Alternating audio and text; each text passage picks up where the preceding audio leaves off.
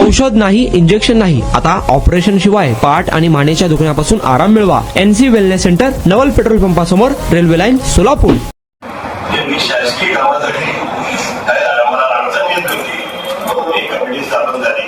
त्यापूर्वी जेही कमिटी लोक काम लोक करत होते त्याला शासकीय मान्यता नसल्यामुळे त्यांनी कसलाही उपभोग घेतला नाही. असं त्यावेळेचा काळ होता. त्यावेळी 8 लोक आम्ही संस्थापक म्हणून कार्य करतो आहे. 8 लोक म्हणजे 5 लोक म्हणजे झाले, 3 लोक सध्या आम्ही कार्यरत आहोत. त्यानंतर 15 लोकांची कमिटी झाली. त्यामध्ये 11 लोक निर्माण झाले. आता माहिती 4. तर दादागिरी त्याच्यामुळे काही लोकांचा डोळा आहे, कमिटी आहे. कमिटी आजपर्यंत जे काही काम केले पूर्वीचे जुने लोक आणि आम्ही आजपर्यंत सर्वांचं लक्ष केले. त्यांनी एवढा इतकं का भरत नाही हे त्यांचा गुण हे मान्य करून ठेवत भरण्यासाठी आम्ही 4 वेळा बैठका घेतो. बैठका घेतल्यावर आमचा एकमत झालेलं नाही. सध्या आमच्या सरकारी एमपीचे या आउट ऑफ स्टेशन असल्यामुळे आम्ही आपल्याला भेटलो नाही. त्यांनी सीपीच्या भेटत नाही, निवेदन दिले. 4 विश्वासचे जे हयात आहे ज्यांच्या नावाने तुम्ही आम्हाला परवानगी द्या.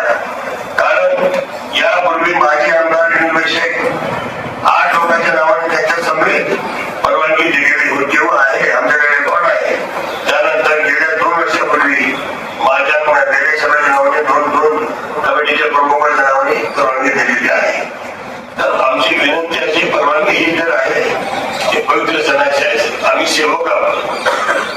परवानगी मिळाली म्हणजे आम्ही मोठं लहान आहे असं काही नाही. त्याला ज्या ईश्वराने ज्या धर्माने ज्या पैगंबराच्या कृपेने आम्हाला धर्मात आणलाय एवढं पवित्र हा सण, एकच सण असा आहे की रैबतुल आलमीन म्हणून या देशामध्ये सर्व तमाम धर्मामध्ये साजरा केला जातो.